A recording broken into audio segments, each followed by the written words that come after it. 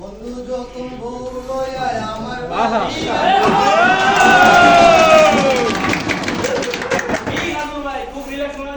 আসলে এত রিল্যাক্স কি বলবো বলার মতো নাই, কারণ আমরা এতদিন এত সমস্যার মধ্যে ছিলাম মেশিনগুলো নিয়ে। কিছু কাজ করার পরে আমরা মেশিনগুলো থেকে এত ভালো আউটপুট পাচ্ছি যে এত রিল্যাক্স এর আগে কখনো হতে পারেনি। আমরা দি টিম প্রোডাক্টিভিটি অ্যাডভেঞ্চার্স, আমরা গ্রোথ এনার্জি কাজ করতেছি। আমরা ক্যাটালিস্ট ইনহ্যান্সার যারা হচ্ছে প্রোডাক্টিভিটি ইনক্রিজ করি, সেভিং করি এবং মোরাল ইনক্রিজ করি। পিআরসি সাবজেক্ট হচ্ছে ইউনিলিভার বাংলাদেশের সবচেয়ে বড় প্ল্যান এবং আমাদের ভলিউম ক্যাপাসিটি হচ্ছে 1 লক্ষ মেট্রিক টন। দেখবো যে সেশন ডেলিভারি প্রতি বছরে ইনক্রিজ হচ্ছে। আমরা যদি 22 এবং 23 সালে যদি ডাটাটা দেখি, 25% ইনক্রিজ হয়েছে। এই 25% ইনক্রিজ হওয়ার পরে আমাদের কিছু ব্যারিয়ার্স আছে। তো আমরা ব্যারিয়ার্সটা দেখবো। এই সেশন ডেলিভারি ইনশিওর করার জন্য ইউনিলিভার বাংলাদেশ আমাদেরকে একটা নতুন মেশিন দেয়, আকাশময় কার্ড। আকাশময় কার্ড যখন ইনস্টল করা হলো, আকাশময় কার্ডের ইঞ্জিনিয়ার আসলো। ইঞ্জিনিয়ার আসার পরে তার ইনস্টল করার পরে প্রোডাক্টিভিটি হচ্ছে না, কারণ অনেকগুলো প্রবলেম চলে আসতেছে। নিয়মিত হপার জ্যাম হচ্ছে, কিছু কোয়ালিটি ইস্যু আসতেছে, যেগুলোর জন্য অনেক প্রবলেম হচ্ছে। দেন যদি আমরা দেখি 70 গ্রামে একটা ডেলিভারি কার্ড তৈরি হয়ে গেছিল, যে আমরা রিং কেজি প্রোডাকশন করে সিপি প্রোডাকশন করে স্টক করে ফেলেছি, কিন্তু 70 গ্রামের জন্য আমরা ডেলিভারি দিতে পারতেছি না।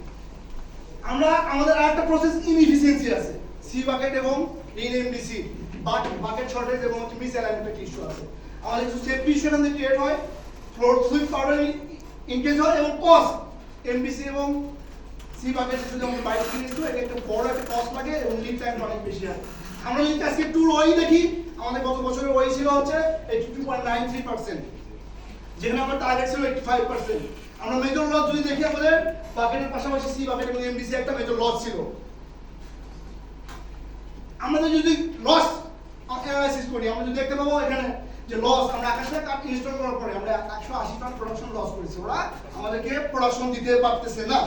আমরা একটা উইকে প্রায় 72 মেট্রিক টন 70 গ্রাম প্রোডাকশন লস করেছি। একই সঙ্গে হচ্ছে আমাদের সি বাকেট এবং এমডিসির জন্য 322 ঘন্টা গত বছর আমরা লস করেছি, যার প্রোডাকশন ইকুইভ্যালেন্ট 3050 মেট্রিক টন। আমরা আকাশময় কার্ড ইনস্টল করার পরে যে পরিমাণ ওয়েস্টেজ হচ্ছিল, সেই ওয়েস্টেজটা কোয়ালিটি ইস্যুর জন্য এটা অনেক একটা বড় ইস্যু ছিল আমাদের সঙ্গে।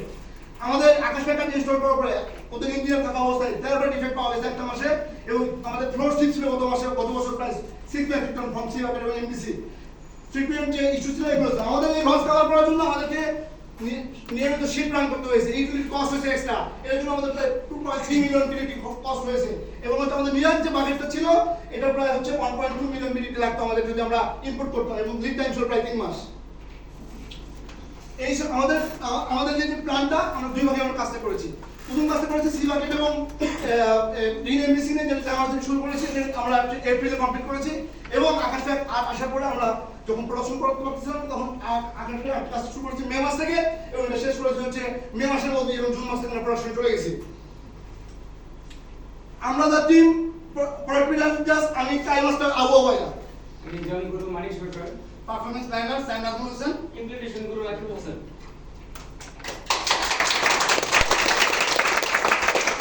আমরা এখানে আকাশপেট 8 এর একটা আরসিআই রিপোর্ট দিয়েছি। আমরা যখন আকাশপেট 8 ইনস্টলের পরে ইঞ্জিনিয়ারদের সাথে নিয়ে যখন প্রোডাকশনের জন্য রান করতে গেছিলাম, তখন আমাদের মধ্যে নানা প্রতিবন্ধকতা সৃষ্টি হয়। প্রথমত হচ্ছে রিঙ্কেল ইস্যু আসছিল, তারপর কাপ এবং শুট জ্যাম ছিল, তারপর আমাদের একটা সিলিং ইস্যু ছিল, তারপর ওয়েট ভেরিয়েশন খুব হাই ছিল। তো সর্বশেষ যে প্রবলেমটা ছিল আমাদের 70 গ্রাম আমরা কোনোভাবেই প্রোডাকশন করতে পারতেছিলাম না, কারণ আমাদের ইঞ্জিনিয়ার অনেক ঘোষণা দিয়েছিলেন যে ওই মেশিনে এবং ওই ডিস্ক দিয়ে সর্বোচ্চ কি করা যেতে পারে 50 গ্রাম পর্যন্ত প্রোডাক্টিভিটি রান করা যেতে পারে। কিন্তু তাই বলে কি আমরা বসে থাকবো? না, আমি বসে থাকতে পারি না। আমরা আমাদের কাজ শুরু করে দিয়েছি। আমরা আরসিআই করে দেখতে পারলাম কি রিঙ্কেল ইস্যুটা আমরা কিভাবে দূর করতে পারি। যখন আমরা আরসিআই করলাম, তখন দেখতে পেলাম যে শুটের আউট ডায়াটা অনেক বড়, যার কারণে আমরা কি করতে পারি, এটা রিঙ্কেল ইস্যুটা সলভ করতে পারি। যখন আমাদের আকাশপেট 8 এর যখন শুট এবং কাপ জ্যাম ছিল, এটা আমরা আরসিআই করে রিপোর্ট পাইলাম কি ফিল্ম ডিস্কটা আনইভেন ছিল। হ্যাঁ, এমনকি ফিল্ম ডিস্ক এবং টেফলনটা দুটো অ্যাডজাস্টমেন্ট সমান ছিল না, একটু কম বেশি ছিল। এবং সিলিং ইস্যুটা যেটা ছিল, আমাদের আকাশপেট 8 এর যে ডিস্ক থেকে যে পাউডারটা নির্গত হইতো, এটা ড্রেনেজের জন্য একটা সাকশন পাইপ সিস্টেম ছিল। যে পরিমাণ পাউডার আমাদের এখান থেকে বের হইতো, ওই ড্রেন বা সাকশনটা সেই পরিমাণ পাউডার রিলিজ করতে পারতেছিল না, যার কারণে অতিরিক্ত পাউডারটা আমাদের লেমিনেটের উপরে চলে আসতেছিল, আর আমাদের ফলস্বরূপ লিকেজ হচ্ছে। তো আমরা এটা আইডেন্টিফাই করতে পারি। এবং ওয়েট ভেরিয়েশন যেটা এটা অনেক হাই ছিল, যার কারণে ওয়েট আন্ডার ওভার রেগুলেটর থাকতো। তো যখন আমরা এটা আরসিএ করে আমরা পাইলাম এটা ওয়েট অ্যাডজাস্টমেন্ট করার জন্য 7টা কাপের জন্য 7টা বুশ ছিল, যা প্রত্যেকটাই লুজ ছিল, যার কারণে কি হতো যখন ডিস্কটা মুভিং হতো অটোমেটিক্যালি ওজন আপ ডাউন হয়ে যেত। তারপরে 70 গ্রাম যেটা সর্বশেষ আমাদের এখানে ইঞ্জিনিয়ার উনি বলেই দিয়েছিল 50 গ্রামের বেশি করা যাবে না। তো আমরা এটা আরসিএ করে পাইলাম কি আমাদের এখানে যে কাপগুলো অ্যাডজাস্টমেন্টের পাশে যে শেফটা ছিল ওইখানে 4টা বুশ দ্বারা আটকানো ছিল। আটকানো দিলে আমরা 50 গ্রাম নেওয়ার পর্যন্ত কি পিছনে আর মুভ করা সম্ভব ছিল না। যখন হচ্ছে আমরা এটা আরসিএ করে পাইলাম কি আমরা যদি ওই 4টা বুশ একটু বড় করে দেই তাহলে আমাদের কি হতে পারে কাপটার পিছনে আমরা পিছনে নিতে পারি। রিঙ্গেলের যে ইস্যু, প্রথমত রিঙ্গেলের ইস্যুর জন্য আমরা মেশিন চালাতে পারছিলাম না। আমরা তো মেশিন কোনোভাবে রানিং করতে পারছিলাম না। রিঙ্গেলের ইস্যু করার জন্য আমরা রিঙ্গেলের জন্য যে কাজটা করি এই শুটগুলোকে খুলে পরে অন্য একটা মেশিনের সাথে অবজারভেশন করে দেখি যে শরীরের আউটলাইনগুলো মোটা। তখন আমরা কি এই শুটগুলো আমাদের ওয়ার্কশপে স্পিন্ডেল বানাই আমাদের ওয়ার্কশপে রিপেয়ারিং করে আমাদের শুটের আউটলাইনটা কমানোর পর মেশিন সেটআপ করার পর আমাদের রিঙ্গের সমস্যার সমাধান হয়ে যায়। পরবর্তীতে যে সমস্যা ছিল ওয়াইড সমস্যা, ওয়াইডে কোনোভাবেই ঠিক থাকতেছিল না।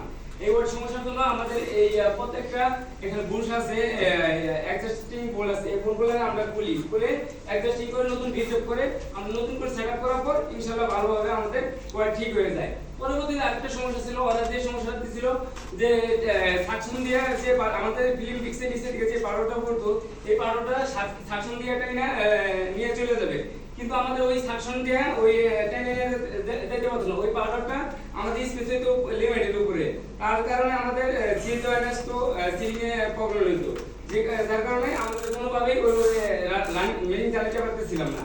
তারপরে বলতে যেটা করি আমাদের এখানে নতুন ট্রে তৈরি করি, নতুন ট্রে স্ট্যান্ড তৈরি করি, ফ্রন্ট সাইড বা ব্যাক সাইড দুটো সাইডে নতুন ট্রে তৈরি করে ইনস্টল করার পর আমাদের ভালোভাবে মেশিন চালাতে পারি। তারপর বলতে যে একটা সমস্যা ছিল আমাদের বারবার রুটি হতো, ফিল্ম ফিক্সে রুটি হতো, কোনোভাবেই আমরা মেশিন চালাতে পারতেছিলাম